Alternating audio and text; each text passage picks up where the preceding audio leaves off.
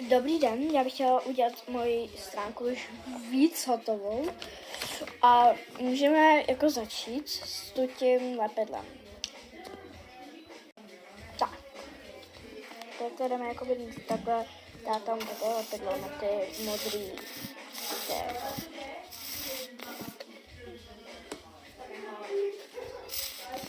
takové lepidlo.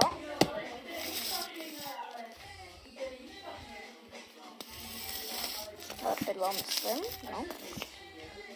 Tady se už nedalo. To všechno jakoby takhle zamažu.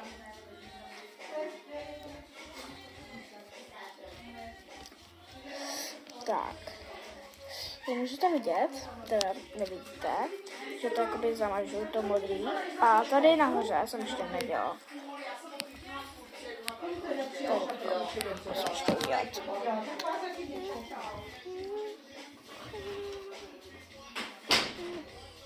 Tak.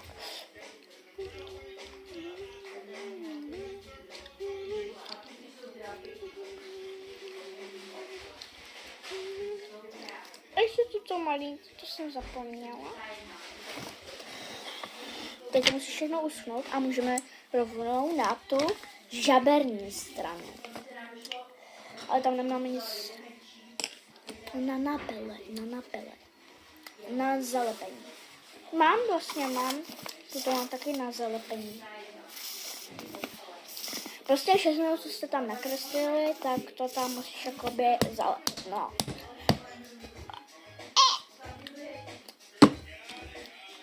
Tak, doufám, že ještě budu mít lepidla dost, protože už to nějak moc nemám.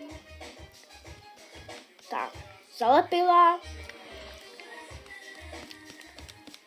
Prosím, ať to vyjde. Prosím.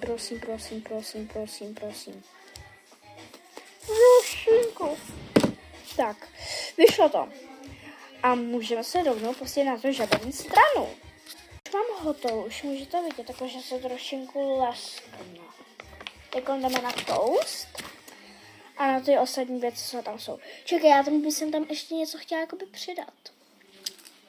Něco třeba z toho.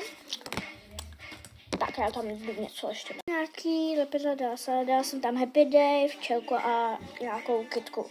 A jdeme to zalepit. A chci vám ještě říct, bude part 2, part 3, protože musím ještě udělat víc těch stran. Takže ty toasty jsem už udělala a chybí mi skoro nic. Jako nic mi nechybí. A